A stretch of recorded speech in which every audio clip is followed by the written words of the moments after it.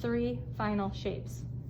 So I drew them, let's say here, then I cut them out, that's not that, but okay, and then I traced them so that I could get them identical each time.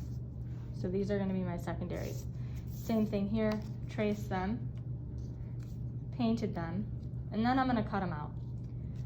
Notice I labeled the colors on the outside of the shapes, not on the inside. Why do I not want to label the colors on the inside? Anyone know why? So it doesn't show on the final. So it does not show through the paint, okay? So my yellow needs a second coat, and probably my red. If you see any brush strokes, second coat. So, by the way, we're going to be working with acrylic paint. It's really nice, really vibrant. It's also made out of plastic and not easy to come out of your clothes. So just be careful. So I'm going to do that second coat on my yellow right here. Okay, and while I'm waiting for that to dry, since I have yellow on my brush, I'm going to do green. So how you make green, so you're all going to get red, yellow, blue, and you're going to mix all the rest of these colors. So green is what 2 colors? Yellow and blue. Yellow and blue. So I take, and this is how you normally do it, a good chunk of yellow and just a little bit of blue. Why? Why not equal parts? Why do you think? Blue is more overpowering. Blue is a dominant color and yellow is not. Exactly. So I'm going to mix that, and there's my green. Okay.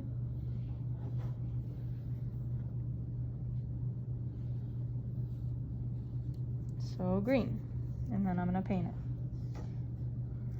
Try to paint it thick so I don't have to. And if I go outside of my lines, it's not a huge deal, because I could just go, once it's dry, over it again and retrace it and then cut it out. But this is looking like it's probably going to need a second coat.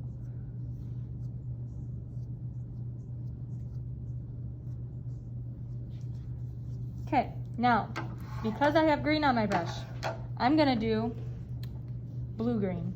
So it's this with more blue added.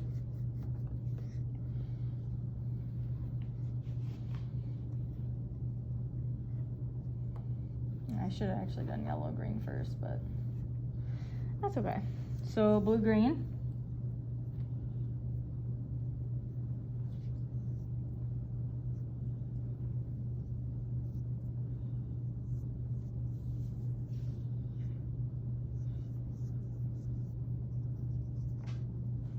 Okay, and I'm going to do yellow-green. So I'm just going to take, I'm going to clean off my brush. Always when you're cleaning off your brush, you get it in the water and then wipe it on your paper towel. Why do you think it's a good idea to wipe it on your paper towel somewhere other than McKenna? It doesn't make the paint wet. Yes, so you're getting all that excess water off. What else are you getting off? What's here? What's here? Yeah, the excess paint. So making a yellow-green, so I'm really going to need a lot of yellow for that.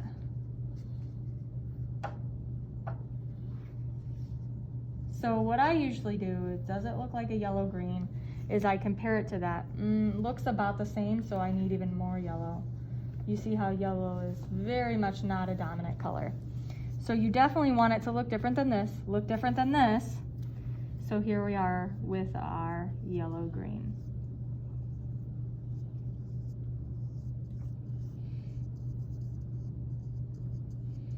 Okay, so now I'm gonna do orange.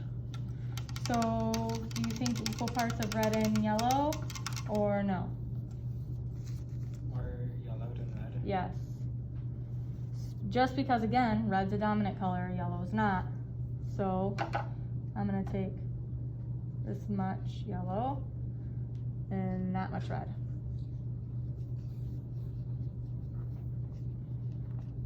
Crazy how different that is.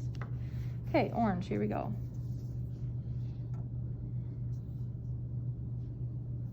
And all these are just gonna need second coats. I can already see it.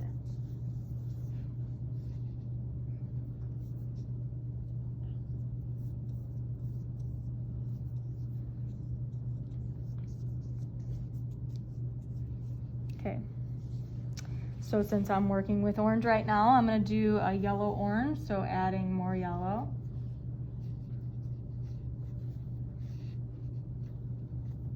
Is it different than this? Yes, it is. And again, second coats for all of these, but I gotta wait for them to dry to do second coat. Okay, red orange, so adding red to this. Probably a lot of red right there.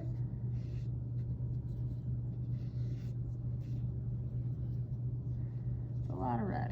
All right. But still different than this red.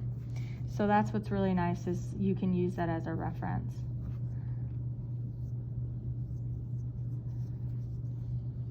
Okay. Now, I'm gonna rinse that off. So since blue and red are both dominant colors, do you think I used equal parts for that? To make violet? Yes. So, equal parts. Get your violet right there. Okay.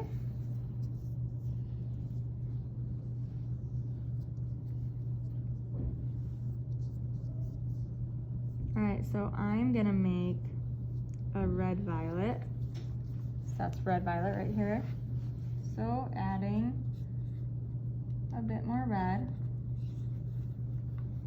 Really pretty color right here. Is it different than this? Yes, it is. I'm just gonna also retrace over these because they're kind of outside the lines. Now we're gonna do a blue violet. So really making this blue. Sometimes if, and I don't say do this a lot, but sometimes if the paint is really thick, I just do a little bit of water. If you make it too watery, you're working right on paper. You're gonna thin out your paper. Okay, is this different than this? Yes, it is. So blue violet.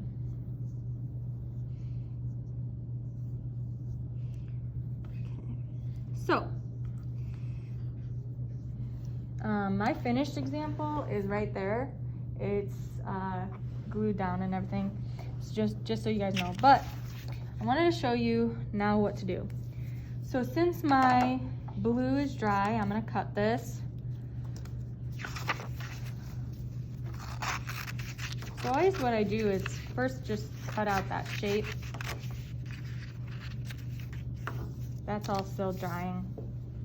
Then I'm gonna actually go in and neaten it up.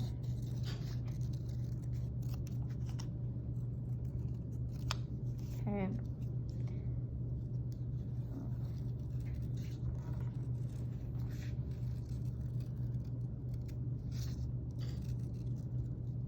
Okay, right now, this shape is kind of boring. So I have plans to liven it up a bit. Now, so this is a basic shape that I'm gonna alter when I put it on my color wheel. You don't have to do it like me. So what I'm gonna do is kind of give it some frayed edges.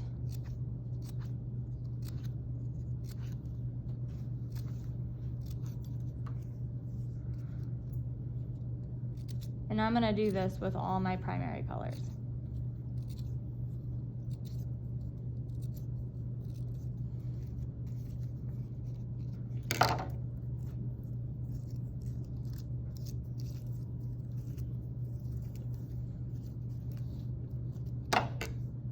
Okay, right, because I'm looking for not only, yes, can you mix the color wheel, can you paint, can you have craftsmanship, but I'm also looking for creativity.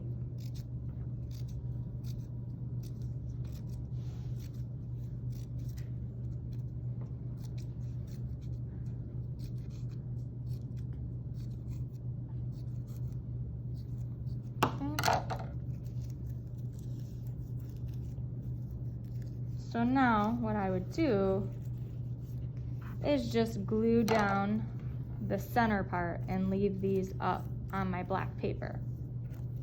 Okay, so I'm gonna do that for the red, the yellow, and the blue. Now for my greens, and orange and violet. So my secondary ones, what I'm gonna do with those, they're too wet, I can't cut them out right now. But what I am gonna do is cut here, and cut here. So I'm cutting it into thirds. Then I'm gonna glue it down. Screw it. Just do it.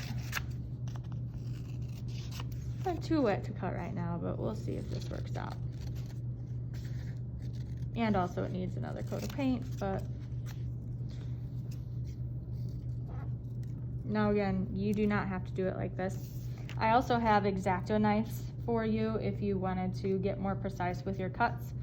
So I'm going to literally cut this into thirds. So 1, 2. But now the way I'm gonna glue it on my paper, I'm going to leave a gap and kind of piece it together like a puzzle piece, but leaving that gap there because there's gonna be black paper underneath. So you'll be able to see. Now all of a sudden this is a more interesting design than that just basic leaf. Do you see that? And so I'm gonna do that with these two. And then these, because they're so small, I'm probably just gonna leave them. But yeah, so you can take a very simple shape and make it very unique as well. And then once you're done gluing on a black paper, you will cut a border around the black paper or around your wheel, and then you'll turn it in. So we'll probably work on this for 2 weeks or so. And you're also, like, every day so acrylic paint is not cheap. I'm gonna give you a gallon size Ziploc baggie with your name on it, and you're gonna store this in there after every class period. And what I do sometimes, like at the end too, I'll do like a drip of water, a drip of water, a drip of water, and that just preserves the paints so that tomorrow when I do second coats on all of these, my paint won't be dried out and I won't have to get new every single class period. Okay? All right.